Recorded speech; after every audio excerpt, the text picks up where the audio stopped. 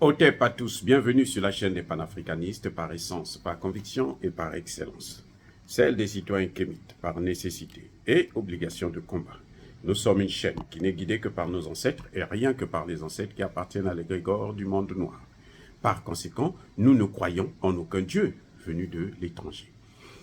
Toutefois, cette vidéo n'est aucunement destinée à inciter à la haine ou à la violence, car nous menons un combat qui d'abord et avant tout spirituel, intellectuel et démocratique. Ensuite, il est politique, géopolitique et géostratégique. Contre l'impérialisme, le colonialisme, le néocolonialisme et l'endocolonialisme, qui sont tous qualifiés de crimes contre l'humanité. Nous menons ce combat sur la base du principe fondamental que nous avons hérité de nos ancêtres kémites, qui est celui de la Mahat, c'est-à-dire solidarité, vérité et justice. Vous êtes donc en droit de connaître la vérité et nous avons l'obligation de vous dire la vérité, rien que la vérité, afin que justice soit rendue au continent africain. Et ça, c'est notre modeste contribution dans cette noble lutte en faveur de la souveraineté, la dignité, la solidarité et l'unité africaine. C'est exactement ça que nous appelons le panafricanisme. Bien-aimés frères et sœurs, qui parle encore des accords d'Alger? Je crois qu'il y a un problème de compréhension pour certains diplomates, surtout les diplomates, et ceux qui sont aux Nations Unies en particulier. Il y a un problème d'incompréhension, de connaissance, de la maîtrise même des textes de la Charte des Nations Unies. Il faut connaître d'abord la Charte des Nations Unies. On ne peut pas être diplomate si on ne maîtrise pas les articles fondamentaux de la Charte des Nations Unies, notamment la non-ingérence dans les affaires intérieures d'un État souverain, notamment l'autodétermination des peuples à mener leur propre politique, leur propre destinée. Ça, c'est une leçon qu'il faut donner à beaucoup de diplomates, occidentaux surtout, mais aussi certains diplomates africains qui n'ont rien compris. Maintenant, moi, quand j'entends encore des gens parler des accords d'Alger, je me dis, mais il y a un problème grave. Il y a un problème d'incompréhension. Je me demande, mais ces gens-là, ils sont allés apprendre le droit, la diplomatie, la science politique, où? Dans quelle école? Dans quelle école? Il y a des éléments, il y a des choses qui ne trompent pas. Les accords d'Alger ont été signés. On dit bien accord d'Alger. Donc, ça veut dire que ça a été signé en Algérie, pas au Mali. Ça veut dire que ça a été parrainé par l'Algérie, pas par le Mali. Il y avait l'Algérie, les États-Unis, la France, la Chine même, les Nations Unies. Il y avait le représentant des Nations Unies. Mais est-ce que les accords d'Alger disaient que le Mali n'est plus souverain, le Mali est un pays sous tutelle? Que je sache, non. C'est vrai que l'objectif, c'était arriver à la balkanisation du Mali. Parce que l'Algérie et la France et les pays de l'OTAN voulaient couper le Mali en deux, prendre le nord du Mali. L'Algérie va exploiter les matières premières. Eux, ils vont maintenant faire la guerre contre le continent africain, depuis le Mali. Et puis, entre-temps, ce que l'Algérie ignorait, c'est que quand ils allaient finir d'occuper l'Afrique, mais subsaharienne, donc l'Afrique noire, ils devaient s'occuper de l'Afrique du Nord, comme ils se sont occupés de la Libye. Ils devraient... C'est-à-dire que M. Tebboune a un problème grave. Il faut qu'il reparte à l'école. Je suis désolé, mais il y a quelque chose qui ne va pas. Vous voyez? Donc, les accords d'Alger n'étaient pas des accords des gens sérieux. Les Maliens qui ont signé ces accords ont dit, on n'avait pas le choix. On avait tout le monde entier, toute la communauté internationale contre nous. Il fallait qu'on signe pour garder un semblant d'unité du Mali. Et c'est ce qu'ils ont fait. Maintenant, Assimi Goïta est venu régler le problème. Maintenant, pourquoi je dis Assimi Goïta est venu régler le problème? Quels sont les signes qui montrent que Assimi Goïta est venu régler le problème? Je compte 6 éléments qui indiquent que les accords d'Alger sont caducs, que les accords d'Alger là sont morts, que les accords d'Alger sont déjà dans la poubelle de l'histoire, que les accords d'Alger là n'existent plus et ne pouvaient plus exister dans la bouche de n'importe quel diplomate sérieux qui connaît bien son métier. Premier élément qui montre que les accords d'Alger sont caducs. Vous savez que Barkhane et Takuba sont venus au Mali pour justement faire respecter les accords d'Alger. C'est ça l'objectif. Pour ramener la paix au Mali. Et vous savez qu'ils n'ont jamais ramené la paix. Pendant 8 ans. Ils n'ont fait que piller le pays d'une manière, mais alors, incroyable. Vous savez que quand l'armée malienne est rentrée dans Kidal, on a découvert de grosses machines d'exploitation d'or et des autres matières premières. Et je vous rappelle que les conteneurs de Barkhane, de Takuba et autres ne devraient pas être fouillés. Donc c'est dans ces conteneurs-là qu'ils amenaient les matières premières, gratuitement. C'est pour ça que la France était devenue un des grands pays, parmi les pays qui ont le plus de réserves d'or au monde. C'est à cause de ça, mais ça s'est arrêté déjà depuis. Maintenant, là, elle est en train de crouler dans les dettes. Bref, donc ce premier élément-là montre que les accords d'Alger, à partir du moment où le Mali chasse Barkhane et Takuba et leurs supplétifs, eh bien, les accords d'Alger sont caducs. Ça seulement, là, ça montrait bien que les accords d'Alger ne servent plus à rien. On ne peut plus les appliquer, on n'a plus besoin de ça. Mais pour les plus têtus, il y a un autre élément. Un autre élément. Le deuxième élément, c'est la Constitution. Un pays a ce qu'on appelle acte fondamental. Il n'y en a qu'un seul. Comme dans la Bible, que eux, ils nous ont amenés, qu'ils ont rédigé, ils nous ont imposé. Ils ont dit qu'on ne peut pas avoir 2 maîtres. Un pays ne peut pas avoir 2 actes fondamentaux. Et l'accord d'Alger, c'était un acte fondamental.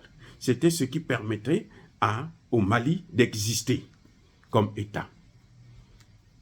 À partir du moment où on a maintenant une constitution, ça montre que les accords d'Alger sont morts.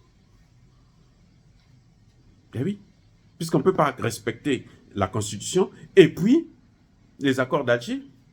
Les accords d'Alger c'est parrainé par l'Organisation des Nations Unies. Donc, c'est comme si le pays était sous tutelle. Donc, en tout cas, la partie nord du Mali était sous tutelle avec les accords d'Alger. Maintenant, comme il y a une constitution, eh bien, les accords d'Alger sont caducs. Il n'y a pas que ça. Troisième élément qui montre que les accords d'Alger, là, l'Algérie, la France, les États-Unis, l'Organisation des Nations Unies, personne, la CEDEAO, personne ne devrait encore parler des accords d'Alger. Sauf si dans sa tête, ça ne marche pas très bien. Donc, le troisième élément, c'est le départ de la MINUSMA. La MINUSMA était là pourquoi? C'est pour apporter la paix, non? Que je sache, hein? Bon, si vous dites qu'elle n'était pas là pour apporter la paix, maintenant expliquez-moi. Vous-même, vous n'avez qu'à nous dire qu'est-ce que la MINUSMA est venue faire. Mais officiellement, la MINUSMA est venue pour apporter la paix. Sur la base de quoi? De l'application des accords d'Alger. Mais est-ce que la MINUSMA a apporté la paix? Non. Après combien d'années? Plus de 10 ans. Ah. Bon, maintenant, puisqu'ils ont passé 10 ans, ils n'ont rien fait, qu'est-ce qu'il faut faire? On les chasse. Allez-y, nous, on va se débrouiller sans vous. Donc, le fait seulement que la MINUSMA aussi parte là, ça fait 3 éléments qui montrent que les accords d'Alger sont caducs. Qu'on ne pouvait plus parler encore des accords d'Alger. Pour des gens sérieux. Je parle bien pas pour tout le monde. Les gens sérieux, les vrais diplomates, ils devaient savoir que les accords d'Alger sont terminés. Il n'y a pas que ça. On y va. On continue. Vous savez que le nord du Mali était occupé par les terroristes. Et que le gouvernement de la République du Mali, les autorités de ce gouvernement, quand elles voulaient partir à Kidal, elles devaient payer une rançon à la France. Parce que si elles ne payent pas la rançon, les terroristes ne vont pas les laisser rentrer. Aujourd'hui, ce n'est pas le cas, parce que l'armée malienne est rentrée dans Kidal. L'armée malienne a occupé Kidal jusqu'à la frontière. Vous savez, le dernier Gafafa, là, le grand terroriste, là, il a été tué à la frontière entre le Mali et l'Algérie. Il voulait fuir, traverser, et on l'a tué du côté du Mali, à la frontière. Donc, l'armée malienne occupe tout Kidal, occupe toutes les positions que les terroristes avaient prises sur la base des accords d'Alger. Écoutez, là encore, vous voulez d'autres? Parce que moi j'en ai, hein, il y en a. Vous voulez d'autres éléments qui montrent que les accords d'Alger là sont caducs. Vous en voulez encore d'autres? Ok, on y va. Un autre élément. Le cinquième. Les vœux du président de la République à la nation. Ça, c'est le président du Mali. Il s'adresse au peuple malien. Il dit que nous allons maintenant approprier. Nous allons nous approprier le processus de paix dans notre pays. On n'ira plus à Alger. On n'ira plus en France. On n'ira plus aux États-Unis. On n'ira plus aux Nations Unies pour la paix. La paix se fera entre les Maliens. Entre nous seulement. Ici, à Bamako ou dans une ville malienne. C'est ce que le président de la République a dit dans ses vœux à la nation. Alors, si la CEDEAO, si l'ONU, si l'Algérie, si la France, si les États-Unis n'ont pas compris la profondeur, le sens de cette parole, alors ils ont des problèmes. Il faut qu'ils repartent à l'école. C'est mon conseil. Ce serait mieux de repartir à l'école pour regarder, pour écouter, étudier encore mieux les leçons de diplomatie. C'est un président de la République.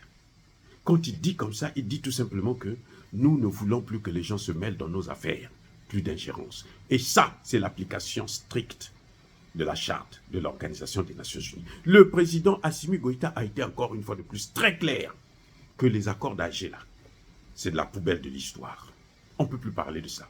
Quelqu'un de sérieux, que ce soit au Mali, que ce soit au Niger, au Nigeria, plutôt en Algérie, que ce soit à Paris, que ce soit aux États-Unis, aux Nations Unies, au niveau de la CEDEAO, il ne peut plus parler des accords de paix d'Alger.